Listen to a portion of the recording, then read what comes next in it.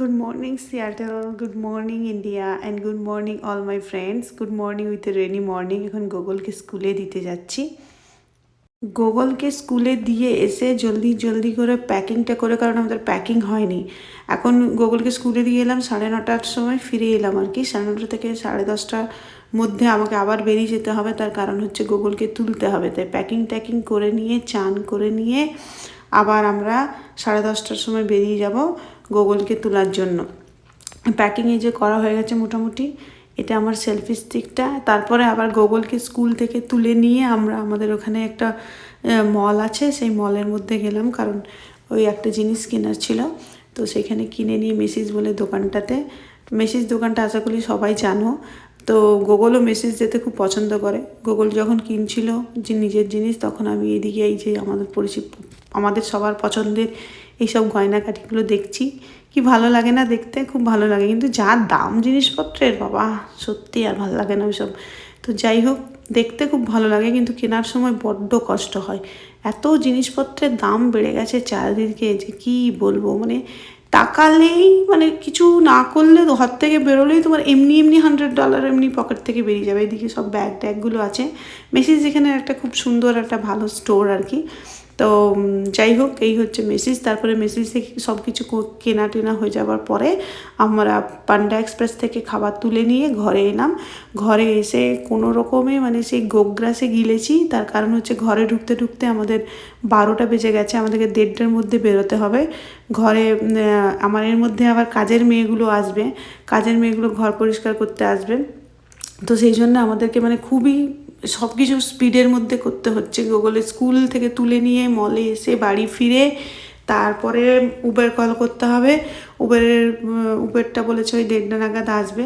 তাই জন্য আমাদের হাতে খুব অল্প টাইম। এখন এই যে চন্দ্রনাথ পান্ডা এক্সপ্রেসে খাবার তুলতে গেল, খাবার দাবার তুলে নিয়ে আমরা বাড়ি ফিরে এসে আবার যেটুকু প্যাকিংয়ের বাকি ছিল, কারণ আজকেই প্যাকিং করছি, আবার যেটুকু প্যাকিংয়ের বাকি ছিল। এ দেখো, এটা মলটা এই মলটা বেশ বড় মল, অনেক কিছু আছে, অনেক দোকান সমস্ত কিছু আছে।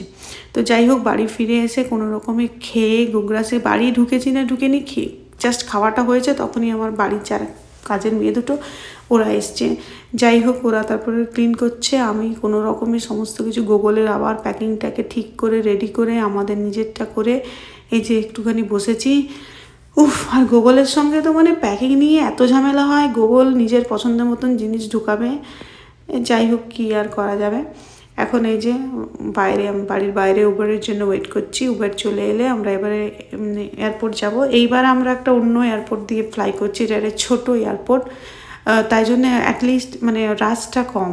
সিয়াটেল এয়ারপোর্টে এত ভিড় থাকে যে মানে কি বলবো, তার জন্য আরও 1.5 ঘন্টা আগের থেকে বেরোতে হয়। তো এই টাইপের আমাদের বাড়ির কাছে একটা ছোট্ট এয়ারপোর্ট আছে, যেটিতে অনলি 4টি গেট আর 1টি টার্মিনাল। তার জন্য এভরিথিং ওয়াজ সো ইজি।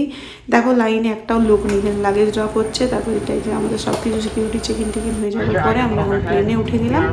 প্লেনে উঠে যাওয়ার পরে বোর্ডিং হয়ে গেল। তারপর একটু কি ঝামেলা হচ্ছিল একজন সিট নিয়ে, তার জন্য প্লেনটা ছাড়তে একটু লেট হলো। এই যে এবার প্লেন ছাড়বে।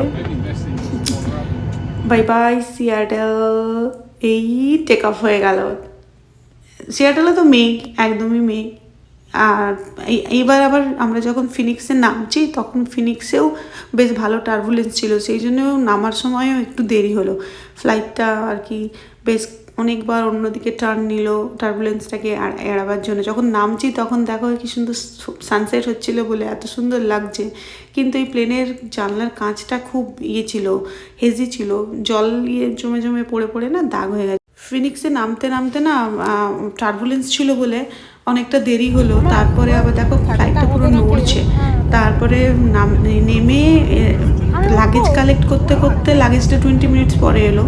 7টার সময় নেমেছি, লাগেজটা 7:20-তে এলো। তারপরে আবার রেন্টাল কারের কাছে গেলাম ট্রেনে করে।